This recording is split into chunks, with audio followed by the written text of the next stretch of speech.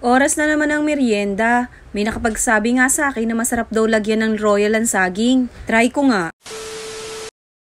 Meron nga ako ditong 6 na piraso na saging na saba. Bumili na nga ako ng royal mismo. Meron pa akong harina, saka cornstarch, then food color. Uunahin ko na nga ang balatan nitong saging na saba. Medyo pricey nga ang bili ko dito. 6 na piraso ay 20 pesos. Dati ay nabibili ko lang ito ng 2 piso ang isa. Malapit na nga itong ma-overripe pero okay pa naman. Dahil nagkikrave nga ako sa maruya ay gagawa na nga lang ako. Medyo mahal din kasi ang presyo nandito kung bibili ako ng luto na. Nasa 15 pesos din ang isang piraso. Kung kami ay 5 kakain, nasa 60 pesos or 75 pesos din ang magagastos ko. Mas mabubusog pa kami kung gagawa na lang ako. Alam nyo na, mas makakatipid tayo pagka gagawa talaga tayo sa bahay o magluluto na lang kesa yung bibili pa sa labas. Sigurado sasabihin naman dyan ng iba, same lang kasi gagamit ka din ng mantika, asukal, tapos gasol. After kong mabalatan yung mga saging, ay ito na may hihiwain ko. Kakortehan ko nga ito o hihiwain ko nga ito na parang pamaypay. Para hindi na nga ako gagamit ng platito pagka ito'y lulutuin ko na.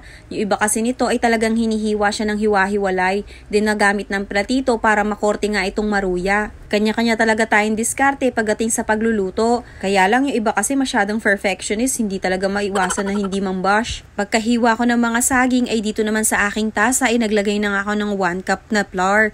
Sumunod ay 1 tablespoon nga na cornstarch at imbis nga na tubig ang gagamitin ko ay royal nga itong gagamitin ko na soft drinks. At imemekos-mekos ko nga lang ito gamit itong aking wire whisk. Kung wala ka naman ito, kahit ay tinidor ay pwede mong gamitin. At dahil medyo napuputlaan pa nga ako sa kulay niya, ay naglagay nga ako ng konting food color na orange dito.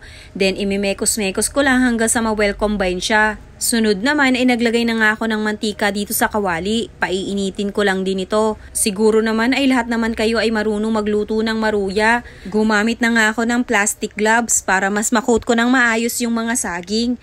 Then pag mainit na nga yung mantika ay saka ko naman ito priprituhin isa-isa. Mahilig ba kayong kumain ng saging? Sa totoo lang ako, kumakain lang talaga ako ng saging pagka ganitong minamaruya o kaya naman ay tinuturon. Hindi kasi ako nakakain talaga ng mga saging na lakatan, latundan o kahit yung senyorita. Kung tatanungin niyo kung bakit, ay basta may dahilan ako. Basta pag kinakain ko siya, may pakiramdam ako na kakaiba. At luto na nga itong ating maruya, kaya hahanguin ko na nga ito isa-isa. Gumamit na nga ako ng strainer para matanggal yung mga excess oil niya.